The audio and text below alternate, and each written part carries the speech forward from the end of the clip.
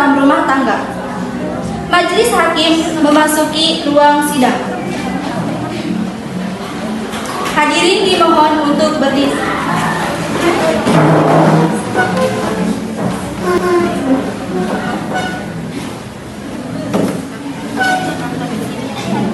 Semua hadirin dipersilahkan untuk duduk kembali.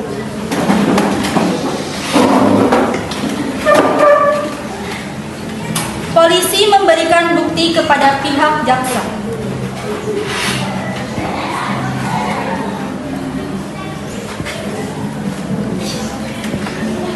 Baiklah, para hadirin, berikut akan saya sampaikan tata tertib menghadiri persidangan. Yang pertama, sebelum sidang dimulai, panitia, penuntut umum, penasehat umum, para pihak pengunjung duduk di tempat masing-masing dalam ruang sidang.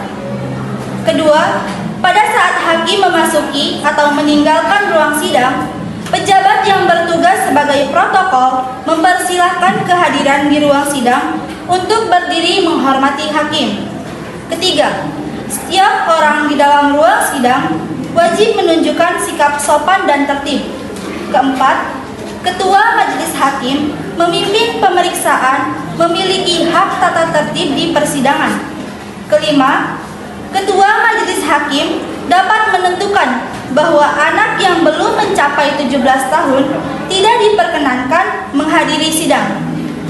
Dipersilakan Yang Mulia. Sidang perkara pidana Pengadilan Negeri Kota Tangerang yang memeriksa dan yang mengadili perkara pidana nomor 1919 pidana B 2024. Pengadilan Negeri Kota Tangerang atas nama terdakwa Ilham dinyatakan dibuka dan terbuka untuk umum. Baiklah, saya menanyakan identitas saudara terlebih dahulu. Nama Muhammad Ilham Ramadan, tempat lahir Jakarta 15 Januari 1990. Agama Islam, alamat rumah Jakarta nomor 10, Ciledug, pekerjaan pabrik figur. Saudara terdakwa, apakah saudara dalam keadaan sehat, baik jasmani maupun rohani, dan siap untuk mengikuti persidangan pada hari ini? Saya siap dalam jasmani dan rohani. Saya siap untuk mengikuti sidang. Saudara terdakwa, saudara dituntut oleh korban dan didakwa melakukan tindak pidana kekerasan dalam rumah tangga atau KDRT dengan memberatkan pasal 44. Saudara jaksa bisa diceritakan bagaimana peristiwa yang terjadi dari sudut pandang korban? Tersangka melakukan beberapa kekerasan korban seperti pemukulan dan penculikan sebagai menimbulkan luka. Saudara jaksa, bagaimana kronologi peristiwa yang terjadi dari sudut pandang tersangka? Bisa diceritakan? Baik Yang Mulia, tersangka memang melakukan kekerasan terhadap korban. Tetapi ada motif tersangka melakukan hal tersebut dikarenakan korban melakukan kesalahan dan tidak sampai melakukan penyekapan. Permisi Yang Mulia, menurut pendapat kami, saudara Ilham itu tidak melakukan peristiwa penculikan. Instruksi Yang Mulia. Sebentar, lanjutkan Yang Mulia. Menurut pendapat kami, saudara Ilham itu tidak sampai melakukan pencekikan atau pukulan terhadap saudara Nadia. Jadi itu murni pencekokan. Instruksi Yang Mulia. Mohon untuk bersabar dan menunggu giliran berbicara. Silakan pengacara untuk melanjutkan pendapatnya terlebih dahulu.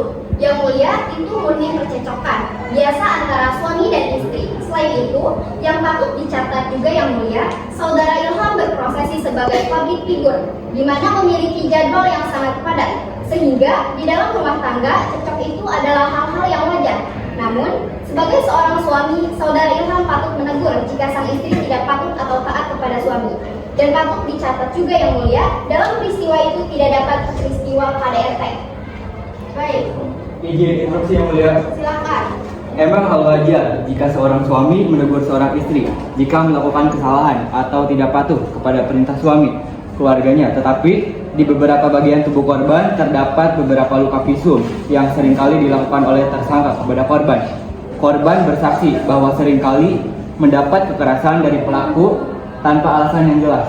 Instruksi Yang Mulia. Instruksi Anda saya tolak. Instruksi Yang Mulia. Ya, silakan. Tersangka tidak selalu. Tidak bisa gini dong. Semua diharapkan tenang dan kondusif. Pada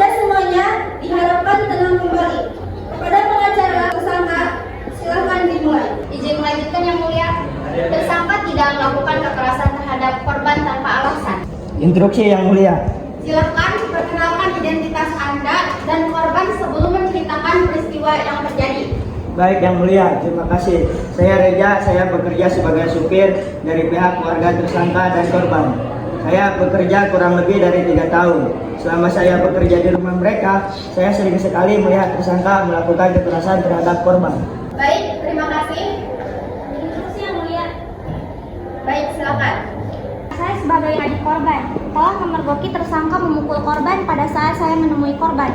Di hari itu saya melihat tersangka memukul dan melemparkan barang kepada korban sehingga menimbulkan luka pada korban. Instruksi Yang Mulia. Ya, silakan.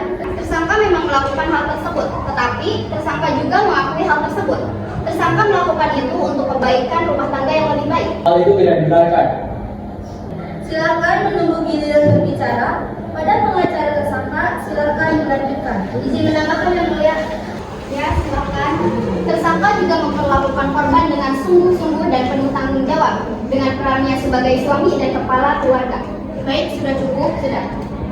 Izin Yang Mulia, Ya, silakan. saya ingin memperlihatkan beban luka yang saya dapatkan dari pihak tersangka.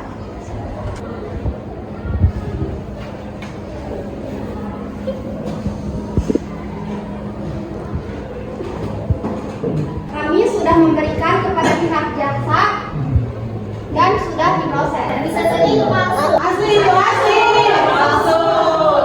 Mohon semua untuk tenang dan kondusif dalam persidangan. Sekarang penyerahan bukti mohon ditunjukkan kepada pihak hakim. Izin Yang Mulia. Baik, silakan.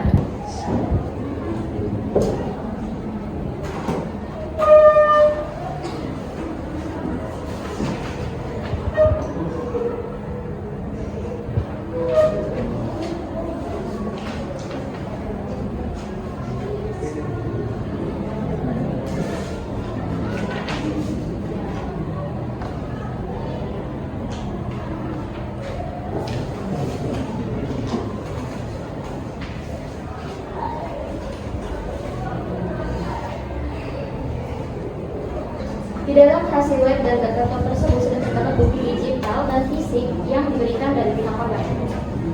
Instruksi Yang Mulia. Itu merupakan bukti korban yang diberikan. Instruksi Yang Mulia. Instruksi Anda saya tolak. Ini merupakan bukti yang diberikan korban kepada kami. Instruksi Yang Mulia. Baik, silakan. Kenalkan identitas Anda terlebih dahulu. Saya Naila, sahabatnya Ilham. Mungkin saja bukti yang diberikan sudah diubah palsu oleh korban agar tersangka mendapatkan sanksi yang berat. Dan di sisi lain, keluarga korban tidak juga suka terhadap tersangka karena tersangka telah menghakimi terhadap korbannya, terhadap istrinya, anaknya. Tersangka juga berada di rumah, namun di sisi lain tersangka selalu mencukupi. Instruksi Yang Mulia. Silakan. Saya Kayla, saya sebagai sahabat tersangka. Tersangka tidak mungkin melakukan kekerasan terhadap korban. Tersangka memiliki catatan yang baik di masyarakat dan merupakan public figure yang baik. Instruksi Yang Mulia. Baik, silakan. Menurut pasal dan undang-undang yang melakukan KDRT, pihak tersangka akan dikenakan pasal 44 Undang-Undang Nomor Urut 3 Tahun 2004 tentang perbuatan KDRT dengan benar didenda sebesar 15 juta rupiah dengan hukuman penjara paling lama 5 tahun penjara. Baik, saya akan melakukan pertimbangan terlebih dahulu dengan para hakim lainnya.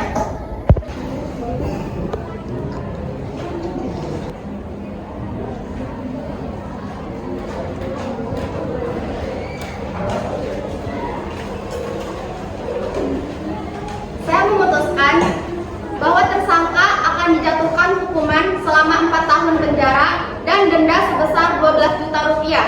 Hal ini kami memutuskan dengan sedemikian rupa pada tersangka dirundingkan dalam pasal 44 Undang-Undang Nomor 23 Tahun 2004 kekerasan dalam rumah tangga dan juga pihak korban peneliti banyak bukti luka visum maupun bukti berbentuk digital yang dijatuhi pada tersangka. Proses hukum dengan memasukkan kepada penjara akan dilakukan kepada pihak kepolisian. Persidangan ini resmi kami tutup. Terima kasih.